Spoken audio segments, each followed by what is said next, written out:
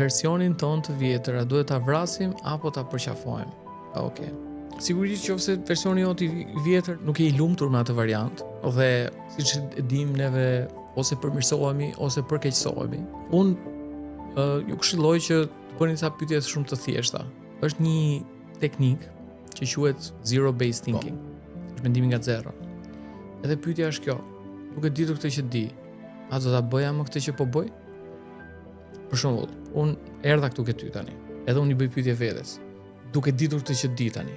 Se e dija që do vija këtu, do ishte mirë, studio do ishte kështu, ti do bëje ca pyetje që do më pëlqejnë ose jo etj etj. Dhe erdha. Tani, në këtë pikë që jam, duke ditur këtë që di, a do ta bëja më këtë që po bëj? Nëse përgjigjja është po, atëherë unë vazhdoj të bëj intervistë. Nëse përgjigjja është jo, unë çohem të iki, sepse nga kjo di që sado gjatë ke ecur në rrugën e gabuar ktheu. So, nëse ne pyesim veten, ky version i vjetër, a më shërben mua? A do ta bëja prapë këtë që bëj? Po. Nëse po, përqafoj, nëse jo,